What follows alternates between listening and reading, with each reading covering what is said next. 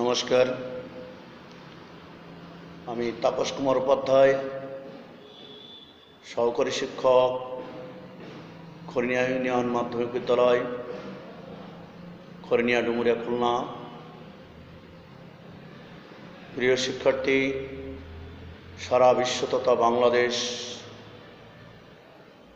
সকল শিক্ষা প্রতিষ্ঠান আজ বন্ধ,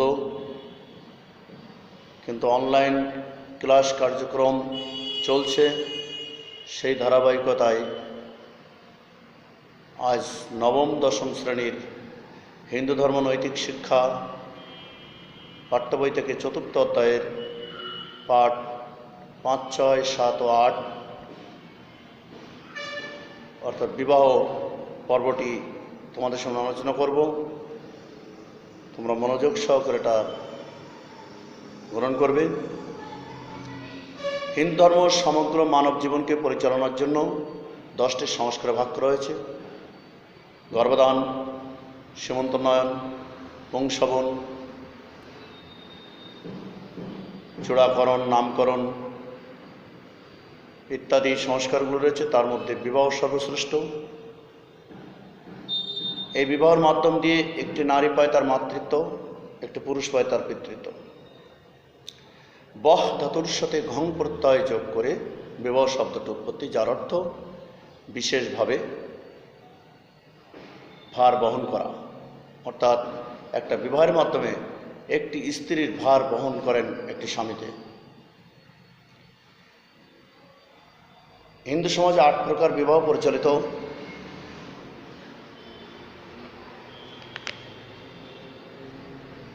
ব্রাহ্ম, দৈব, আর্য, প্রাজাপত্য, গান্ধর্ব ইত্যাদি 8 প্রকার বিবাহের মধ্যে ব্রাহ্ম বিবাহ আমাদের পরিচালিত।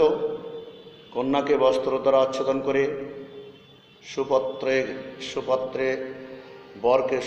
বরকে আমন্ত্রণ করে কন্যাদান করাকে বলা হয় ব্রাহ্ম বিবাহ। সমাজে আরও একটা বিবাহ পরিচালিত আছে, যেটা নারী পুরুষ পরস্পর শপথ গ্রহণ করে মালা বদলের মাধ্যম দিয়ে যে বিবাহটা, সেটাকে বলা হয় গান্ধর্ব বিবাহ। মহাভারতের শকুন্তলা ও দুষ্মন্তর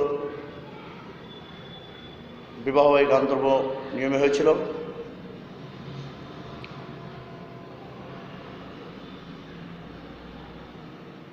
এতে একটি সুখের সংসার গড়ে ওঠে, যাকে কেন্দ্র করে প্রেম, প্রীতি, স্নেহবাৎসল্য প্রভৃতি মানব মনের সুকুমার বৃত্তিগুলো পরিপূর্ণরূপে বিকশিত হয়। বিবাহ অনুষ্ঠানের বিভিন্ন পর্ব থাকে। ছেলেপক্ষ মেয়েপক্ষ উভয় দেখাদেখির পর কথা পাকাপাকি হয়ে গেলে আশীর্বাদ করে তাদের বন্ধন দৃঢ় করে রাখা হয়। আশীর্বাদের বিয়ের দিন ঠিক হলে বৃদ্ধি শ্রাদ্ধ অর্থাৎ নান্নিমুখ আবদায়িক শ্রাদ্ধ যেটাকে বলা হয়, তার মাধ্যমে 6 পুরুষের আশীর্বাদ গ্রহণ করতে হয়। সম্প্রদান একটি পর্ব, গায়ে হলুদ একটি পর্ব। এরপরে ছেলের বাড়ি মেয়ের বাড়ি শ্বশুর বাড়িতে গায়ে হলুদের ব্যবস্থা করা হয়। গায়ে হলুদের সঙ্গে মেথি, সরিষা ইত্যাদি দ্রব্যগুলো মিশিয়ে ছেলে এবং মেয়ের গায়ে দেওয়া হয়, যাতে তারা শুদ্ধ হয়। এরপরে একজন সম্প্রদাতা কন্যাকে তার সুপাত্রে সম্প্রদান করবে এবং পরস্পর মালাবদল শুভদৃষ্টির মাধ্যম দিয়ে 7 পাক দিয়ে বিবাহ কার্য সম্পন্ন হবে। 10 বন্ধন, 5 ফল বাঁধা একটি গামছা ছেলেমেয়ের উভয়ের হাতে দিয়ে ব্রাহ্মণ মন্ত্রপুত করে কন্যা সম্প্রদান করাবেন। এরপরে পণ প্রথা ছেলের বাবা মেয়ের বাবার কাছ থেকে অর্থ, কোনো দ্রব্য উপঢৌকন হিসেবে গ্রহণ করে, যেটাকে পণ প্রথা বলা হয়। এই পণ প্রথা যৌতুক ব্যাধি, সামাজিক একটি ব্যাধি, এটা রাষ্ট্রীয়ভাবে নিষিদ্ধ। এই পণ প্রথা চালু থাকলে অনেক গরিব সন্তানের মেয়েরা তার কন্যাকে বিবাহ দিতে তাদের কষ্ট পেতে হয়। তাই এই পণ প্রথা রাষ্ট্রীয়ভাবে নিষিদ্ধ, এটা না থাকাই শ্রেষ্ঠ। প্রিয় শিক্ষার্থী, কিছু ছবি প্রদর্শন করি।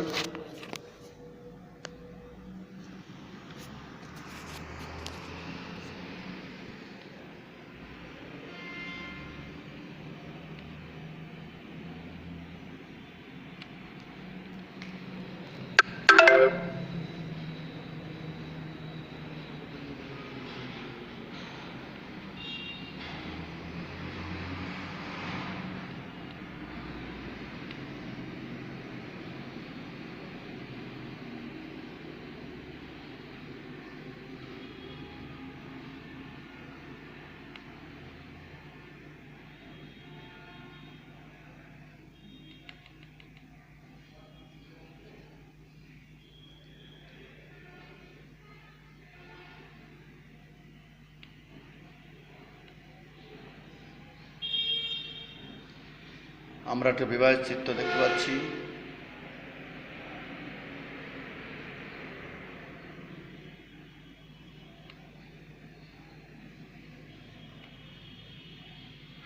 দেখো 8 প্রকার বিবাহের কথা বলা হয়েছে।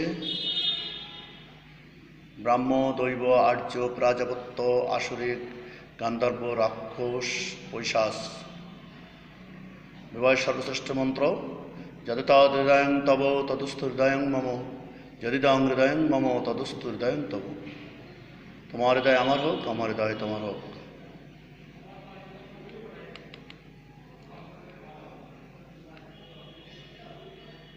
বিবাহের পর্বসমূহ: আশীর্বাদ, অধিবাস, বৃত্তিশ্রাদ্ধ, গায়ে হলুদ, বরণ সম্প্রদান, 7 পাকে বন্ধন, সিঁদুর দান, শুভদৃষ্টি, বাসি বিয়ে, মালা বদল, অষ্টমঙ্গলা, গায়ে হলুদ।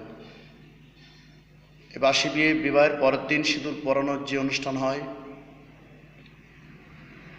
কলাতলায় স্নান করে বর তার বধূকে মাঙ্গলিক সিঁদুর পরিয়ে দেয়।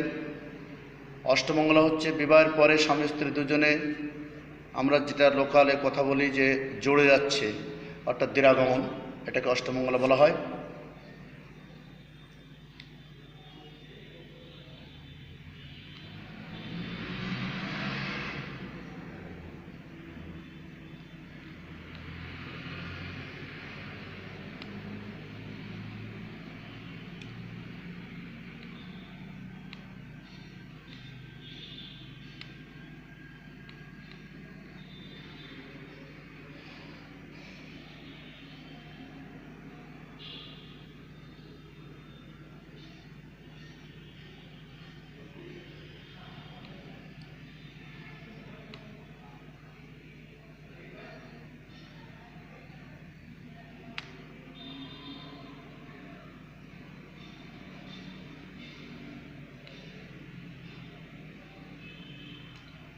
তোমাদের বাড়িতে বসে এই প্রশ্নগুলো উত্তরের চেষ্টা করবে।